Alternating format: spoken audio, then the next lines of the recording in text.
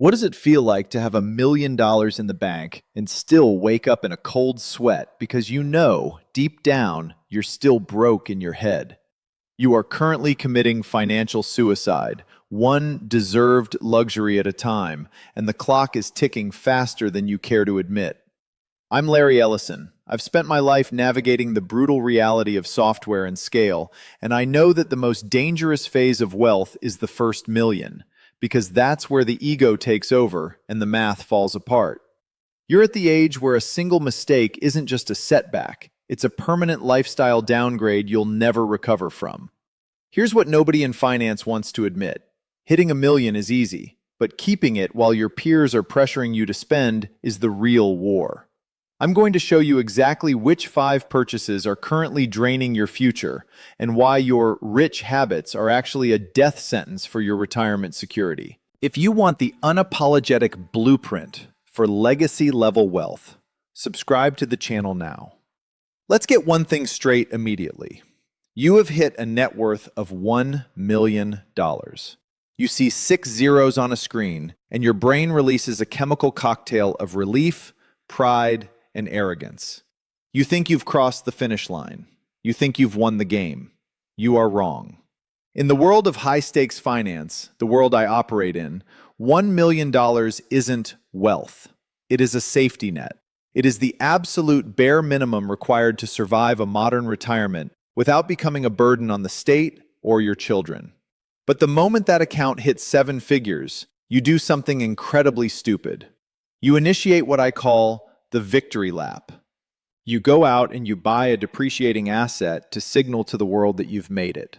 Maybe it's that $85,000 luxury SUV you've been eyeing for a decade. Maybe it's the boat. Maybe it's the RV so you can see the country. You justify it by telling yourself, I've worked hard for 40 years. I deserve this. Let me be brutally honest with you. The market does not care what you deserve. The market only cares about math, and the math says you are committing financial suicide. Here is the cold, hard reality of the $1 million trap. If you are following the standard 4% withdrawal rule, which by the way is already risky in this economic climate, your $1 million portfolio generates $40,000 a year in gross income. That's it. You are not a millionaire. You are a person earning $40,000 a year without a boss. Now look at what happens when you buy that $80,000 car. First, you are likely pulling that cash out of the market. You aren't just spending $80,000. You are killing the compound interest that $80,000 would have generated for the next 20 years. If you left that money invested at a modest 7% return, in 20 years, that $80,000 would have grown to roughly $310,000. So, that leather-seated SUV didn't cost you $80,000. It cost you over $250,000 of your future security. It cost you 5 years of long-term care. It cost you your dignity at age 85. You are literally lighting your future survival on fire so you can look successful at a traffic light today. But it gets worse. You haven't just lost the future growth, you've lowered your principal. Your portfolio is now $920,000. Your safe withdrawal income just dropped from $40,000 to $36,800. You just gave yourself a permanent pay cut for the rest of your life. For what? To smell new leather for 6 months? This is why people with new money go broke and people with old money stay rich. Real wealth understands that you never, ever invade the principal to buy a liability. When you buy these toys, the cars, the boats, the high-end renovations, you are buying depreciation. You are trading an asset that works for you, stocks, bonds, real estate, for a liability that requires you to work for it. Think about the boat. You buy it. Immediately, it loses 20% of its value. Now you have to insure it. You have to dock it. You have to fuel it. You have to repair it. You have turned your freedom fund into a hole in the water into which you pour money. You are hemorrhaging cash flow at the exact moment in your life when you have zero earning power to replace it. You need to understand the psychological shift that must happen right now. When you were working, you could afford to be stupid. If you bought a car that was too expensive, you could work a few extra years, get a bonus, or get a raise. Your human capital could bail out your financial mistakes. But you don't have human capital anymore. You don't have time. You are at the mercy of your burn rate. I look at balance sheets for a living. If I saw a company with limited revenue and a finite runway, suddenly spending 10% of its total capital on office furniture and company cars, I would short that stock. I would bet against them. I would know with mathematical certainty that they are going to fail. That is you. You are the CEO of a failing company because you are prioritizing optics over solvency. Why do you do it? Because you want validation. You want your neighbors, your brother-in-law, and your former colleagues to see the car and think, he made it. Here is the truth nobody tells you. They don't care. They are too busy worrying about their own debt and their own insecurities to care about your car. You are going broke to impress people who aren't even watching. If you have a net worth of $1 million, you drive a Honda. You drive a Toyota. You drive it until the wheels fall off. You do not upgrade. You do not treat yourself. You treat your capital like a soldier that is fighting for your life, because it is. The first thing you must stop buying is the illusion of success. You are not wealthy enough to own luxury. Not yet. Maybe when you hit 5 million, we can talk about the Porsche. But at 1 million, you are in the danger zone. You are walking a tightrope without a net. Stop looking at the price tag of the car and start looking at the price tag of your freedom. Is that car worth 3 years of freedom? Is it worth being forced to greet people at Walmart when you're 75 because your portfolio ran dry? Because that is the trade you are making. But let's assume you're smart enough to keep driving your old car. You think you're safe? Wrong. The next threat to your wealth isn't in your driveway. It's sitting at your dinner table. It's the emotional blackmail you've been conditioned to accept, and it's draining your account faster than any luxury car ever could. Resisting the urge to buy a new Mercedes is easy. That's just vanity. But this next expense? This is the one that destroys even the most disciplined retirees. It's the one that keeps you awake at night. It's the bank of mom and dad. You need to stop buying your children's lifestyle. I know what you're thinking. Larry, I want to help my kids. I want them to have a better life than I did. That is a noble sentiment. It is also a financial death sentence for someone with a $1 million net worth. Here is the brutal reality of the demographics you are facing. You are part of the sandwich generation. You likely have aging parents who might need care, and you have adult children who are facing a tough economy. You are being squeezed from both sides. But here is the difference. Your parents are the past, your children are the future, and you are the one currently standing on the edge of a cliff. When you hand your 30-year-old son $40,000 for a down payment on a house, or you pay $50,000 for your daughter's dream wedding, you aren't just being generous. You are cannibalizing your own financial oxygen mask. Let's go back to the math. That $50,000 wedding? If you are retired, that money is gone forever. It will never earn interest again. In a portfolio designed to last 30 years, that $50,000 withdrawal creates a permanent gap. It reduces your safe monthly income by $2,000 a year, every year, for the rest of your life. Are you willing to eat cat food when you're 85 so your daughter could have nicer flowers for 6 hours? Because that is the trade. But the financial cost is only half the problem. The psychological cost is worse. Sociologists call this economic outpatient care. By constantly subsidizing your adult children, you are not helping them. You are crippling them. You are robbing them of the struggle required to build their own financial muscles. If you are still paying their cell phone bills, their car insurance, or helping out with rent because it's tough out there, you are teaching them that your retirement fund is their emergency backup plan. You are training them to be dependent on a resource that is finite and rapidly depleting. You have to understand this. You are not a bank. Banks have underwriters. Banks assess risk. Banks require collateral. You have none of those things. You have guilt. You write checks because you feel guilty that you have money and they don't. Or you write checks because you want to buy their affection and presence. This is a harsh truth, but I'm going to say it. You cannot afford to be their savior anymore. If you run out of money because you helped them too much, what happens? You become destitute. And then, who has to take care of you? They do. By giving them money now, you are guaranteeing that you will become a burden to them later. It is the ultimate irony. You think you are lightening their load, but you are actually strapping a 100-pound weight to their backs 10 years down the road. The greatest gift you can give your children is not a down payment. It is not a wedding check. It is the guarantee that you will never, ever have to move into their guest room because you are broke. The greatest gift is your own financial independence. You need to have the hard conversation. You need to look them in the eye and say, the bank of mom and dad is closed. Not because I don't love you, but because I need to ensure I can take care of myself so you don't have to.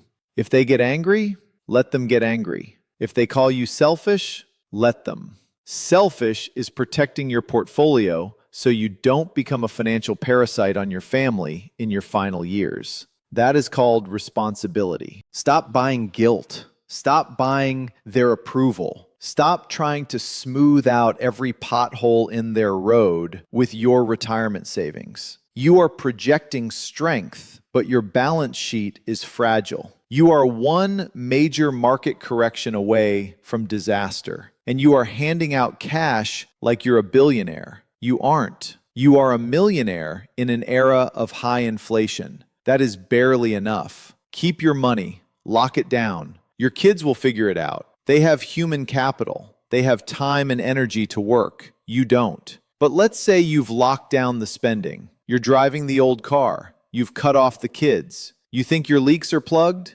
Think again. There is a silent predator eating 20% of your gains before they even hit your account, and you're signing the permission slip every single month because you're too lazy to read the fine print. You've stopped buying cars to impress strangers. You've closed the bank to your children. Now, we need to talk about the person robbing you blind right in front of your face while you shake his hand and thank him for the privilege. You need to stop buying professional management. There is a disease that infects people the moment they hit the seven-figure mark. You suddenly believe that your money is too complex for you to handle. You think, I'm a millionaire now. I need a guy. I need a wealth manager. So you walk into a nice office with mahogany desks and free espresso. You hand over your portfolio to a man in a suit who charges you a modest 1% or 1.5% assets under management AUM fee. You tell yourself, 1% is nothing. It's a tiny slice. You are an idiot. Let's do the math that your advisor hopes you never do. If you have $1 million and you are following the 4% rule, your safe withdrawal income is $40,000 a year. If your advisor takes 1% of the total assets, that is $10,000. Do the math. $10,000 is not 1% of your income. It is 25% of your retirement paycheck. You are giving away 1/4 of your livelihood to a guy who is likely just putting your money into a blend of funds that you could have bought yourself for free.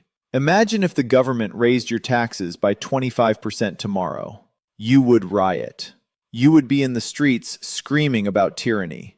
But you willingly hand that same amount to a financial advisor because you are too lazy to learn how to manage a 3-fund portfolio. You are buying peace of mind, but what you are actually buying is a parasite. Over a 20-year retirement, that 1% fee, compounded, doesn't just cost you $200,000.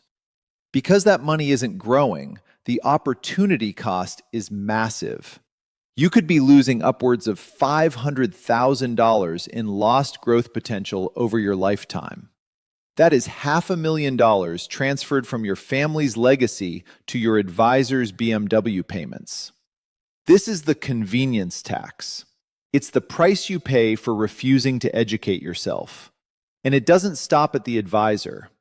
This rich person mindset bleeds into everything you do. You stop checking prices. You stop auditing your bills. You sign up for subscriptions, premium services, and convenience upgrades because I have $1,000,000. I don't need to sweat the small stuff. I know billionaires, myself included, who will argue over a catering bill. We watch the pennies so the millions take care of themselves. You? You are hemorrhaging money on things you don't even use because you think checking your credit card statement is beneath you. You have 5 streaming services, a premium gym membership you use twice a month, and insurance policies with premiums you haven't shopped around for in 10 years. You are dying by 1,000 cuts. But Larry, you say, it's only $20 a month. It is not the money. It is the discipline. The moment you stop caring about where your money is going is the moment it starts leaving you. Financial entropy is real. If you do not exert energy to keep your wealth organized, it will dissolve. You are treating your retirement fund like an infinite spring. It is not. It is a bucket with a hole in it. Every fee, every unused subscription, every convenience charge is making that hole bigger. Fire your high-fee advisor. Move your money to a low-cost brokerage. Buy low-cost index funds. Spend the 10 hours it takes to learn how to do this. Those 10 hours will pay you $50,000 an hour in savings over your lifetime. That is the best hourly rate you will ever earn. Stop paying people to do what you are capable of doing yourself. Stop paying for the, quote, privilege of being wealthy. You have plugged the leaks. You have cut the fees. You are feeling secure. But there is one final trap. It is the biggest purchase of all. It is the American dream itself. And for a retiree with only $1 million, it is the ultimate liquidity trap. Most people think this asset is their safety net. I am here to tell you it is a prison cell made of drywall and concrete. This brings us to the final and perhaps most deadly purchase on this list. This is the mistake that makes you asset rich and cash poor. It is the mistake of confusing equity with income. You need to stop buying the dream home. Here is a scenario I see constantly. A couple hits a net worth of $1 million. But when you look at the breakdown, $700,000 of that is trapped in their primary residence. Or worse, they decide to take $300,000 of their liquid cash to buy a vacation home on a lake because real estate always goes up. You are building a prison out of drywall and concrete. You cannot eat your house. You cannot pay your health insurance with your porch. You cannot buy groceries with your kitchen backsplash. If you have a $1 million net worth and $700,000 of it is in real estate, you do not have $1 million. You have $300,000. That is your reality. Using the 4% rule, your annual income is $12,000. That is poverty level. You are sitting in a 3-bedroom house that you own free and clear, starving to death. And if you go out and buy a second home, you are doubling your liability surface area. 2 property tax bills, 2 insurance premiums, 2 roofs that will inevitably leak. You are taking your liquid soldiers, dollars that could be earning 7 to 8% in the market and compounding, and turning them into concrete that sits there demanding to be fed. Real estate is a fantastic wealth builder when you are young and using leverage. It is a terrible wealth preserver when you are retired and need liquidity. At this stage of your life, cash flow is king. Liquidity is oxygen. When you lock your money into physical structures, you are suffocating your portfolio. You are removing your ability to pivot. If you have a medical emergency, you can sell a stock in 3 seconds. You cannot sell a house in 3 seconds. You have to list it, stage it, pray for a buyer, and pay 6% commissions. You are trapping yourself. If you have $1 million, you should be downsizing, not upsizing. You should be unlocking that equity, turning it into liquid capital that generates a paycheck. Stop obsessing over the dream retirement home. Your dream home is any roof over your head that doesn't force you to worry about money. The smartest retirees I know rent, or they own a modest condo. They keep their capital liquid, working, and accessible. The broke ones? They are the ones with the big house, the perfectly manicured lawn, and the empty refrigerator. Let's zoom out. We have covered the 5 things that will destroy you: the depreciating cars, the adult children, the advisor fees, the lazy subscriptions, and the oversized real estate. But this isn't really about cars or houses. This is about identity. For the last 40 years, you have been a consumer. You worked, you got paid, you bought things. That was the cycle. The economy was built to extract money from you, and you happily played along because you had a paycheck coming next Friday. That life is over. The paycheck is dead. You must kill the consumer inside you and give birth to the steward. A steward does not ask, "Can I afford the payments?" A steward asks, "Does this purchase destroy my capital?" A steward does not care about looking rich. A steward cares about being solvent. A steward understands that $1 million is not a lottery win. It is a finite battery that must power the rest of your life. If you treat that battery with respect, if you protect it from the parasites, the fees, and your own ego, it will last. It will give you the only thing that actually matters: freedom. The freedom to wake up in the morning and own your time. But if you treat that $1 million like a license to spend, if you act like the rich guy you see on TV, that battery will drain. And when the lights go out at age 75, they go out for good. There are no do-overs. There is no earning it back. You have one shot. The math is simple, but it is ruthless. The market does not care about your feelings, your family drama, or your desire for a status symbol. It only cares about the inputs and the outputs. Be ruthless with your spending so you can be gentle with your life. If this wake-up call made you uncomfortable, good. That means you're paying attention. If you want more direct, no-nonsense financial strategy that treats you like an adult, click that subscribe button. I don't sell comfort, I sell reality.